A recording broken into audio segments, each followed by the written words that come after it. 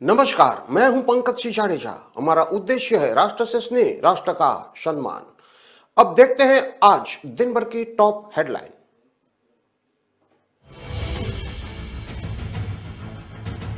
PM Modi की मां हीराबा नहीं रही, मोदी ने मां को मुखाग्नि दी। अंतिम सफर में पार्थिव देव के साथ सब वाहन में ही बैठे रहे पीएम।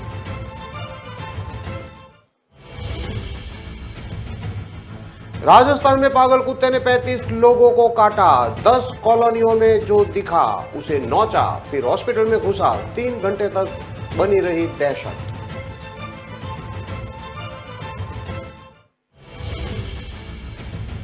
जयपुर में दिन दहाड़े सांसद के घर से लाखों की चोरी, कैश ज्वेलरी के साथ किचन बाथरूम के नल भी ले गए। 30 मीटर दूर है पुलिस स्टेशन।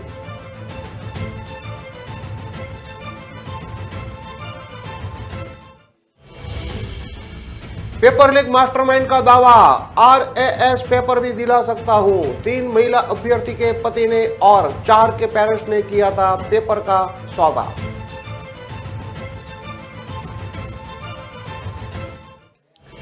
और गाजर से हर महीने हो रही है 10 लाख की कमाई। राजस्थान आ रहे हैं दूसरे राज्यों से किसान, गंगानगरी की सबसे ज्यादा डिमांड। अब देखते हैं खबरें विस्तार से। प्रधानमंत्री नरेंद्र मोदी की मां हीराबा आज सुबह 9:26 पर पंचतत्व में विलीन हो गई। नरेंद्र मोदी ने उन्हें मुखाग्नि दी। अंतिम सफर के दौरान वे मां की पार्थिव देह के कंधे पर लेकर गांधीनगर स्थित घर से निकले। यात्रा के दौरान वे शव वाहन में ही पार्थिव देह के करीब बैठे रहे। हीराबा मोदी का आज तड़के 3:30 बजे यूएन मेहता अस्पताल में निधन हो गया। वे 100 साल की थी। मंगलवार देर रात सांस लेने में तकलीफ होने के बाद उन्हें अस्पताल में भर्ती कराया गया था। उन्हें कफ की शिकायत भी थी। मोदी ने खुद ही निधन की जानकारी ट्विटर के जरिए दी। इसके बाद सुबह 7:45 पर वो अहमदाबाद पहुंचे। यहां से वे सीधे गांधीनगर के रायसन गांव में भाई पंकज मोदी के घर गए। पार्थिव देह यहीं पर रखी गई थी। मोदी के पहुंचते अंतिम यात्रा शुरू हुई। सेक्टर 30 स्थित श्मशान घाट में अंतिम संस्कार किया गया। मोदी ने अपना कोई तय कार्यक्रम रद्द नहीं किया। वे अंतिम संस्कार के बाद सीधे अहमदाबाद स्थित राजभवन चले गए। वे यहीं से बंगाल में हो रही राष्ट्रीय गंगा परिषद की बैठक में वर्चुअली जुड़े। उन्होंने हावड़ा को न्यू जलपाईगुड़ी से जोड़ने वाली वंदे भारत ट्रेन की शुरुआत भी कराई। प्रधानमंत्री नरेंद्र मोदी अंतिम संस्कार के करीब 2 घंटे बाद काम में वे बंगाल के प्रोग्राम में वर्चुअली जुटे। उन्होंने वंदे भारत ट्रेन को हरी झंडी दिखाई। मोदी कई और प्रोजेक्ट्स को हरी झंडी दिखाएंगे। इसके अलावा बंगाल के मुख्यमंत्री ममता बनर्जी, उत्तर प्रदेश के मुख्यमंत्री योगी आदित्यनाथ, बिहार के सीएम नीतीश कुमार के अलावा उत्तराखंड और झारखंड के मुख्यमंत्री के साथ गंगा परिषद की मीटिंग में भी शामिल होंगे। प्रधानमंत्री नरेंद्र मोदी बुधवार को बीमार हीराबा को देखने अहमदाबाद पहुंचे थे। वे करीब 1 घंटे 20 मिनट अस्पताल में रहे थे। इस दौरान उन्होंने डॉक्टरों से बातचीत करके मां की तबीयत और इलाज के बारे में जानकारी ली थी। अस्पताल में उनके साथ गुजरात के मुख्यमंत्री भूपेंद्र पटेल और राज्य के कुछ अन्य मंत्री भी मौजूद रहे थे। पीएम मोदी गुजरात चुनाव के मतदान के दौरान 4 दिसंबर को गांधीनगर में अपनी मां हीराबा से मिले थे। इसी दौरान उन्होंने मां के पैर छूकर आशीर्वाद लिया था और उनके साथ बैठकर चाय पी थी। प्रधानमंत्री नरेंद्र मोदी 18 जून को अपनी मां हीराबा के जन्मदिन पर भी अहमदाबाद पहुंचे थे। उस समय उन्होंने मां हीराबा के पैर धोकर पानी आंखों से लगाया था। मोदी ने मां के साथ बैठकर पूजा भी की थी। इससे पहले 2016 में भी हीराबा की तबीयत बिगड़ी थी। तब उन्हें एक सामान्य नागरिक की तरह 108 एम्बुलेंस के जरिए गांधीनगर के सिविल अस्पताल में भर्ती कराया गया था। इतना ही नहीं, सामान्य मरीजों की तरह ही हीराबा का अस्पताल के जनरल वार्ड में इलाज किया गया था। मोदी इस साल 11 और 12 मार्च को 2 दिन के गुजरात दौरे पर थे। तब 11 मार्च को रात 9 बजे मां हीराबा से मिलने गांधीनगर पहुंचे थे। इस दौरान पीएम मोदी ने उनके साथ खिचड़ी खाई थी। मां न सिर्फ बच्चे को जन्म देती है, बल्कि उनके दिमाग, व्यक्तित्व और आत्मविश्वास को भी आकार देती है। मुझे कोई संदेह नहीं है कि मेरे जीवन और चरित्र में जो कुछ भी अच्छा है उसका श्रेय मेरी मां को जाता है। ये पंक्तियां प्रधानमंत्री मोदी की है। अपनी मां के लिए मोदी ने मां के 100वें जन्मदिन यानी कि 18 जून 2022 को एक ब्लॉग लिखा था। ये बातें वहीं पर लिखी गई थी। अब हीराबेन नहीं है, अहमदाबाद में उनका निधन हो गया, लेकिन उनके किस्से अब भी है, कुछ प्रधानमंत्री के सुनाए बताए और कुछ दूसरों की जुबानी। मां ये सिर्फ एक शब्द नहीं है, जीवन की ये वो भावना होती है जिसमें स्नेह, धैर्य, विश्वास, कितना कुछ समाया होता है। दुनिया का कोई भी कोना हो, कोई भी देश हो, हर संतान के मन में सबसे अनमोल स्नेह मां के लिए होता है। मां सिर्फ हमारा शरीर ही नहीं गढ़ती, बल्कि हमारा मन, हमारा व्यक्तित्व, हमारा आत्मविश्वास भी करती है। और अपनी संतान के लिए ऐसा करते हुए वो खुद को खपा देती है, खुद को बुला। प्रधानमंत्री नरेंद्र मोदी अपनी मां हीराबेन से कितना प्यार करते हैं और उन्हें अपने जिंदगी में कितना अहम मानते हैं, ये किसी से नहीं छुपा। उन्होंने घर भले ही छोटी उम्र में छोड़ दिया, लेकिन मां के स्नेह और दुलार से दूर नहीं हुए। आज तक ऐसा कोई खास मौका नहीं गया जिसमें वे अपनी मां का आशीर्वाद उन्होंने ना लिया हो।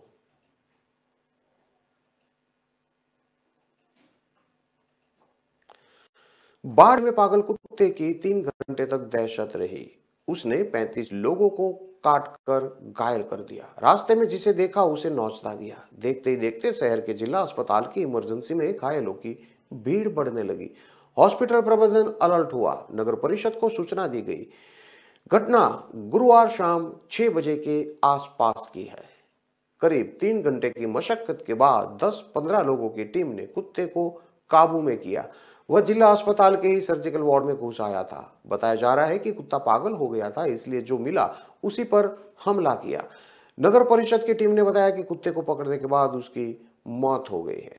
कुत्ते ने सबसे पहले मानक हॉस्पिटल के आसपास 3 से 4 लोगों को अपना शिकार बनाया। लोगों ने किसी तरह से उसे डंडे मारकर वहां से भगाया।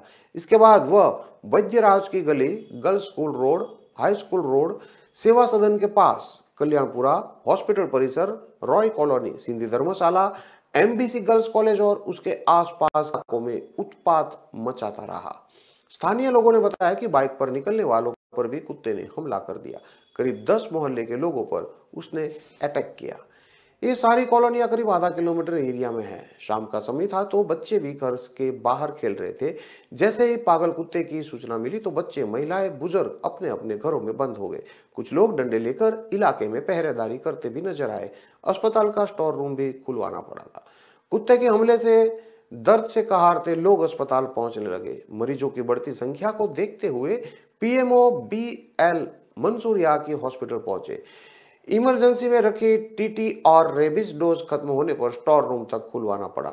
कल्याणपुरा निवासी दिनेश सिंह, गोपी, विजय आचार्य ने बताया कि कुत्ता एक के बाद एक लोगों पर हमला करता रहा। कसाईयों का वास निवासी फतेह सिंह ने बताया कि वह अपनी बाइक पर हाई स्कूल रोड से बाजार की ओर जा रहा था। तभी अचानक वो कुत्ता के सामने आ गया और पैर नोच लिया। लोग बचाव में दौड़ते तब तक 2 और लोगों को काट लिया था।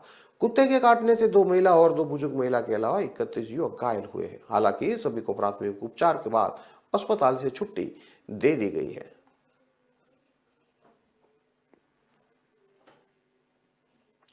लोकसभा सांसद और राष्ट्रीय लोकतांत्रिक पार्टी के सुप्रीमो हनुमान बेनीवाल के घर लाखों की चोरी हुई है। जयपुर के पुलिस कमिश्नरेट से कुछ 100 मीटर दूर स्थित सरकारी रेसिडेंट में गुरुवार दोपहर को हुई चोरी की घटना से पुलिस सुरक्षा को लेकर फिर सवाल खड़े हो गए हैं। जानकारी के अनुसार घर से लाखों का कैश, ज्वेलरी और एंटिक सामान गायब मिला है। घटना शहर के जालूपुरा थाने से महज 30 मीटर दूर की है। इस इलाके में विधायकों और सांसदों के सरकारी बंगले हैं। घटना की जानकारी सामने आने के बाद सांसद ने शुक्रवार यानी कि आज सुबह रिपोर्ट दर्ज कराई है। चोरी की घटना को लेकर नागौर सांसद ने ट्वीट कर पुलिस पर भी निशाना साधा है। बेनीवाल ने रिपोर्ट में बताया कि चोर घर की अलमारी तोड़कर 1.5 लाख रुपए, सोने के 4 कंगन, 4 अंगूठियां, चांदी के सिक्के, एंटीक वस्तुएं, रसोई और बाथरूम में लगे नल और रजाई कंबल तक चोरी करके ले गए हैं। पुलिस ने मामला दर्ज कर आगे की जांच शुरू कर दी है। जालूपुरा सीआई अनिल जैमन ने बताया कि कल घटना की जानकारी मिलने पर टीम को मौके पर भेजा था। इलाके में लगे हुए सीसीटीवी फुटेज को खंगाला जा रहा है। वहीं जिले की स्पेशल सेल को भी इसमें लगाया गया है। 16 जुलाई 2022 को हनुमान बेनीवाल के विधायक भाई नारायण बेनीवाल की स्कॉर्पियो गाड़ी उनके श्यामनगर स्थित अपार्टमेंट से चोरी हो गई थी। हालांकि 18 जुलाई को गाड़ी नाकेबंदी के दौरान जोधपुर में मिली थी। नारायण बेनीवाल ने कहा था कि जब विधायक का स्टिकर लगी हुई कार चोरी हो रही है तो फिर आम व्यक्ति के साथ क्या हो रहा होगा, इसकी कल्पना भी नहीं की जा सकती। जालूपुरा थाना इलाके में स्थित विधायक आवासों में चोरी की घटनाएं सामान्य हो चुकी है। इस वर्ष 14 मार्च को चोरों ने डूंगरपुर विधायक गणेश कोहरा के जालूपुरा स्थित आवास से बाथरूम में लगे हुए पित्तल के नल चोरी कर लिए थे। जालूपुरा थाना पुलिस ने मामला तो लेकिन बदमाश नहीं पकड़े गए। वर्ष 2021 के फरवरी महीने में विधायक संदीप शर्मा के आवास से चोर आईपैड उठा कर ले गए थे। 2020 में विधायक रहे घनश्याम तिवारी के आवास से भी चोरी की घटना सामने आई थी।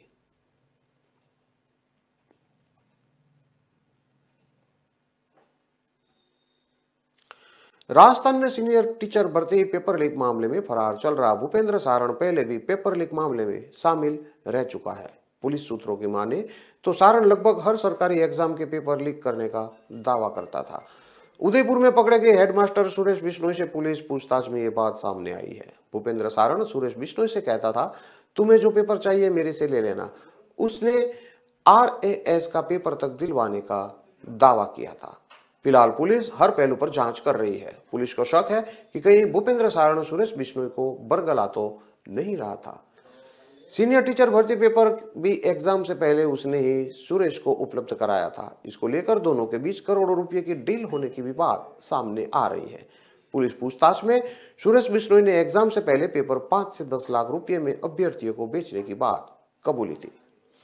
भूपेंद्र सारण साल 2011 में GNM भर्ती पेपर आउट प्रकरण और वर्ष 2022 में पुलिस कांस्टेबल भर्ती पेपर लीक मामले में भी शामिल था। जेल भी जा चुका है। पुलिस सुरेश बिश्नोई से सख्ती से पूछताछ कर रही है। एक दिन पहले पुलिस ने जयपुर से भूपेंद्र सारण की गर्लफ्रेंड और पत्नी को गिरफ्तार किया था। उदयपुर में पकड़े गए हेडमास्टर सुरेश बिश्नोई से पुलिस पूछताछ में यह बात सामने आई है। भूपेंद्र सारण सुरेश बिश्नोई से कहता था, तुम्हें जो पेपर चाहिए मेरे से ले लेना। उन्हें RAS का पेपर तक दिलवाने का दावा भी कर रहा था। पुलिस ने अभी तक कुल 55 आरोपियों को गिरफ्तार किया है। इनमें 45 अभ्यर्थी वे हैं जिन्हें एग्जाम से पहले पेपर मिला था। 6 डमी अभ्यर्थी हैं। अगर ये सभी पकड़े नहीं जाते तो प्रत्येक से पेपर के नाम पर 5 से 10 लाख रुपए लिए जाते। यह रकम करीब 5 करोड़ रुपए से ज्यादा होती। यह आंकड़ा तो सिर्फ 24 दिसंबर को पकड़े गए अभ्यर्थियों का है। गोगुंदा टोल नाके पर CCTV फुटेज देखे तो यही बस 21 से 23 दिसंबर तक भी उदयपुर आई थी। ऐसे में उसमें भी इतने ही अभ्यर्थी के पेपर लीक में शामिल होने की संभावना जताई जा रही है।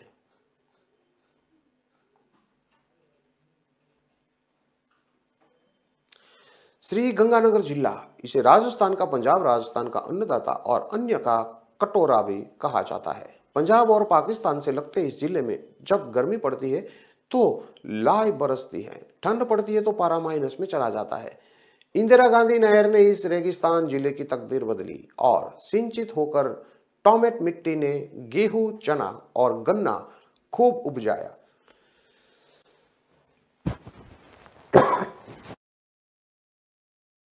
दौर में अब यहाँ के किसान परंपरागत खेती से मुनाफे की खेती की ओर रुख करने लगे हैं। हमारे देश की खेती में आज बात गंगानगर के गाजर की देखते हैं। मंडी में शोर शराबे के बीच लाल गाजरों को बोरों में भर भर कर तैयार किया जा रहा था। इसी तलाश में मीडिया के लोग किसान को, जिसके बारे में यह सुना था कि उसने पंजाब से गंगानगर आकर लीज पर खेती पर लिए है, ये किसान को मिलने चले गए। यहाँ किसान बड़ी मात्रा में गाजर उपजा रहे हैं। प्राइवेट मंडी में गाजर के दाम बेहतर मिल रहे हैं। किसानों ने डेवलप की साधु वाली गाजर मंडी, जहां बिचौलिए बिल्कुल नहीं है। गंगानगर शहर से करीब 7 किलोमीटर पंजाब रोड पर चलने के बाद किसानों की प्राइवेट गाजर मंडी यानी कि साधु वाली नजर आती है। यह मंडी यहाँ के किसानों ने ही डेवलप की है। यहाँ गाजर किसान अपनी उपज लाते हैं और बोली लगाई जाती है। दूर तक बोरियों में भरी गाजर ही दिखाई देती है। एक बोरा 50 किलो का होता है। रेट पता किया तो खरीदार ने कहा कि इस वक्त 9 से 11 रुपया रेट चल रहा है। मतलब अच्छी गाजर की कीमत 9 रुपये से 11 रुपये किलो तक है। किसान के नजरिए से ये रेट सही है। यहाँ हर दिन करीब 7,500 टन गाजर की बिक्री होती है। इस मंडी में गाजर का सबसे ज्यादा कारोबार करने वाले किसान हैं राकेश बेनीवाल। के रूपनगर गांव में रहने वाले किसान राकेश बेनीवाल से ने बताया कि साधुवाली गाजर मंडी में जो चाक की थड़ी तक आ गए हैं। युवा किसान राकेश से गाजर की खेती को लेकर ये मीडिया ने बात की। मंडी में गाजर की बोली लगाने का शोर हो रहा था। किसान राकेश बेनीवाल ने कहा, मेरे साथ आइए। इसके बाद वह मंडी में अपनी कार में बैठाकर उन्होंने मीडिया से बात की। राकेश ने बताया कि वह श्री गंगानगर से 50 किलोमीटर दूर पंजाब राजस्थान बॉर्डर के गांव रूपनगर में रहते हैं। गंगानगर के खगा गांव तक उनके खेत है। खगा और रूपनगर गांव पास पास है, बस ये फर्क है कि रूपनगर पंजाब में है और खगा गांव गंगानगर में है। वहां 11 साल से गाजर उगा रहा हूं। पंजाब और राजस्थान में जमीनें यानी कि खेत लीज पर लेकर खेती की है। 2020 में तो 100 एकड़ जमीन लेकर गाजर उगाई थी। अब सुन रहा है कि कई देशों में कोरोना फैल रहा है, इसलिए इस बार रकबा घटाकर आधा कर दिया है। राकेश ने आगे बताया कि रूपनगर से खखा होते हुए रोजाना कार से ही इस मंडी में आता जाता हूँ। खेतों में मजदूर गाजर उगाते हैं, उनकी मॉनिटरिंग करता हूँ, कभी कभी साथ लग जाता हूँ। खेती को प्रॉपर संभालने की जरूरत होती है। इसके बाद खेत से निकली सारी गाजर गंगानगर यानी कि इंदिरा गांधी नहर के पास इकट्ठी कर लेते हैं। यहाँ धुलाई मशीनें लगा रखी है। यह 5-6 वर्कर गाजर धोने का काम करते हैं। मिट्टी से सनी गाजर यहाँ प्रेशर से धुलती है। नहर से पाइप लेकर मोटर से मशीन तक आता है। धुलाई के बाद गाजर फ्रेश हो जाते हैं। इसके बाद इन्हें बोरों में भरकर ट्रैक्टर से साधुवाली मंडी के लिए रवाना कर देते हैं। इन दिनों गाजर का सीजन है। ऐसे में अकेले राकेश बेनीवाल के खेतों से रोजाना 2 से 3 ट्रॉली गाजर साधुवाली मंडी पहुंच रहे हैं। किसान राकेश बेनीवाल ने कहा कि हमें गाजर उत्पादक संघ के अध्यक्ष अमर सिंह ने इसकी जानकारी दी थी। बताया था कि वह बड़े पैमाने पर गाजर का प्रोडक्शन कर रहे हैं। इसी जानकारी पर राकेश ने ढूंढने पर ये सब बातें उसने अपनी मिठास और रंग के कारण गंगानगरी गाजर की देश भर में डिमांड है ऐसा कहा। ऐसे में किसानों ने परंपरागत खेती छोड़कर गाजर की फसल बोना शुरू किया है। राकेश ने बताया कि 2011 से पहले तक यह वह गेहूं की फसल उगाते थे। पूरी मेहनत के बाद 1200 किलो गेहूं पैदा होता था। कभी फसल अच्छी रहती तो 16 से 20 क्विंटल तक गेहूं हो जाता था। फिर देखा कि कुछ किसानों ने गाजर की खेती शुरू की है। 3 महीने में फसल तैयार हो जाती है और इसमें अच्छी कमाई भी हो रही है। राकेश ने आगे बताया कि परंपरागत खेती छोड़ने का ठोस 20 क्विंटल गेहूं 32,000 तक की प्रॉफिट देता था। गाजर में फर्टिलाइजर और पेस्टिसाइड बहुत कम डालने पड़ते हैं। यूरिया के अलावा कुछ नहीं डालना पड़ता, इसलिए ज्यादा खर्च भी नहीं होता। हाँ, प्रोडक्शन ज्यादा हो तो कभी कभी लेबर की दिक्कत आती है। लेबर उपलब्ध होना बड़ी बात है। यहाँ अच्छी लेबर मिल जाती है। सर्दी के वक्त गाजर से 1 एकड़ में 1.5 लाख तक की इनकम हो जाती है। इस वक्त 45 एकड़ में फसल बो रखी है। एवरेज लगाए तो हर महीने 10 लाख रुपये तक का प्रॉफिट हो जाता है। राकेश ने बताया कि 2021 में 20 या 30 एकड़ में गाजर लगाई थी। 2019 में 40 एकड़ पर गाजर लगाई। इसके बाद कोरोना से उबरते हुए 2020 में 100 एकड़ में गाजर बोई थी। इसके लिए खेत लीज पर लिया था। अब दोबारा कोरोना की आहट है, रिस्क नहीं ले सकते, इसलिए 45 एकड़ में ही गाजर की फसल लगाई है। कोरोना काल में मंडियां बंद हो गई थी, इसलिए नुकसान उठाना पड़ा था। ऐसे में इस बार कोरोना की आहट के कारण किसान फूंक फूंक पर कदम उठा रहे हैं।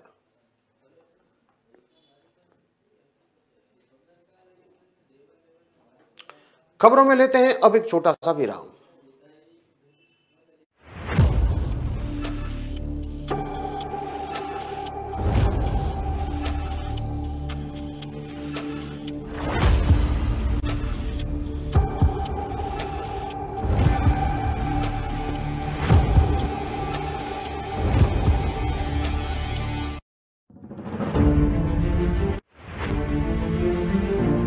तारीख पर तारीख, तारीख पर तारीख, तारीख पर तारीख मिलती रही है। उठा उठा के पटकूंगा, उठा उठा के पटकूंगा। उतार कर फेंक दो ये वर्दी, अब बैंड नंबर बन जाएगा पट्टा अपने घरे में। दिन मुझे देश के गद्दार का पता चला।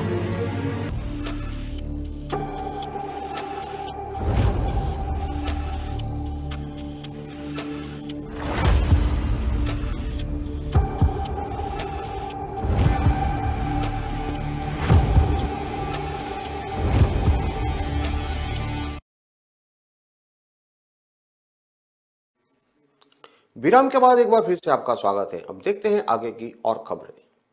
सीनियर सिटीजन टीचर भर्ती पेपर लीक मामले में गुरुवार रात करीब 9 बजे 41 आरोपियों को जज के घर पेश किया गया। जज ने सभी को 5 दिन की रिमांड पर भेज दिया है। मास्टरमाइंड सुरेश बिश्नोई सहित 39 आरोपी पिछले 5 दिन से रिमांड पर चल रहे थे।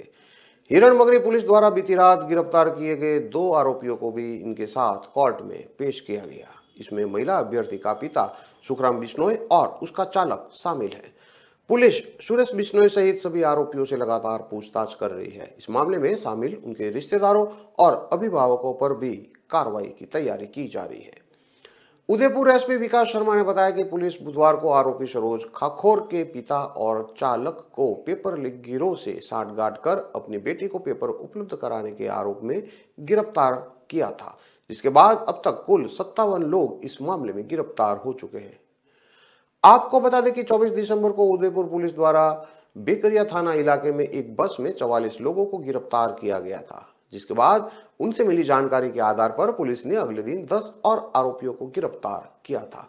सभी के पास सामान्य ज्ञान का पेपर बरामद हुआ था, जिन्हें पेपर सॉल्व करते हुए पुलिस ने रंगे हाथों पकड़ा था।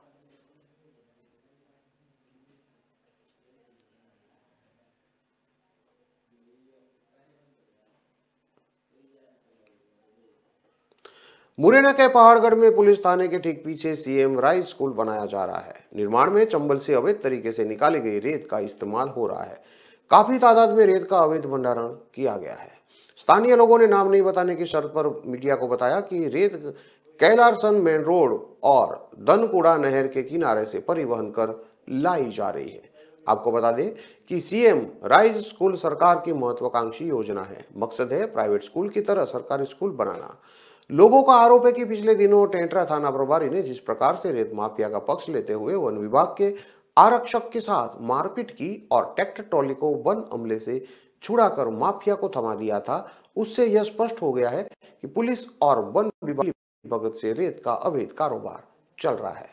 इस संबंध में जब वन विभाग के जिले के डीएफओ स्वरूप दीक्षित से बात की गई तो उन्होंने कार्रवाई की बात कही थी। हालांकि 3 दिन बाद भी कोई कार्रवाई नहीं हुई है।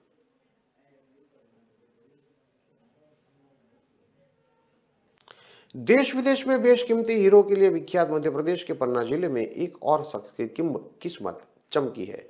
पन्ना के दाम मोहल्ला निवासी मध्यम वर्गीय शख्स उदय प्रकाश त्रिपाठी को 2 हीरे मिले हैं। उदय प्रकाश को 4.57 कैरेट और 0.71 कैरेट का हीरा मिला है। दोनों हीरो की अनुमानित कीमत लगभग 15 लाख रुपए है।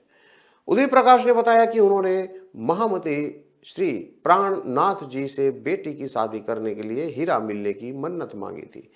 हज एक माह के अंदर ही उन्हें एक नहीं बल्कि 2 हीरे मिल गए। दरअसल पन्ना के हीरा कार्यालय में गुरुवार की शाम 2 जेम क्वालिटी के बेशकीमती हीरे जमा हुए हैं। इन हीरो को पन्ना नगर के दाम मोहल्ला निवासी उदय प्रकाश त्रिपाठी ने जमा किया है, जिनमें से एक का वजन 4.57 कैरेट और दूसरे हीरे का वजन 0.71 कैरेट का है। खदान संचालक उदय प्रकाश त्रिपाठी इसे महामंत्री श्री प्राणनाथ जी को आशीर्वाद मान रहे हैं।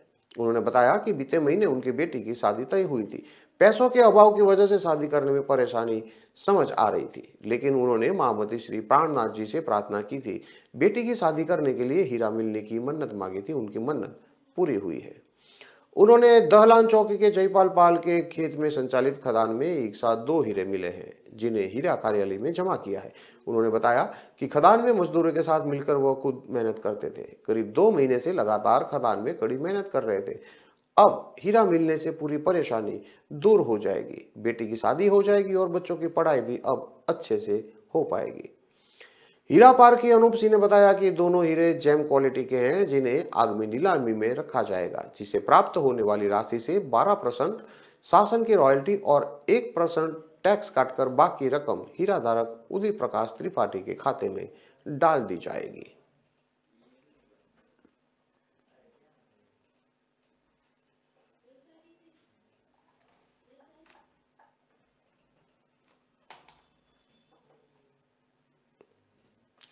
इन सभी खबरों को विस्तार से पढ़ने के लिए आप हमारे वेबसाइट का भी प्रयोग कर सकते हैं। हमारा वेब का पता है www.kalamkartavya.com। हमारी कलम ही हमारा कर्तव्य है के उद्देश्य के साथ खबरों को आप राष्ट्र प्रथम के साथ देखते रहिए। नमस्कार।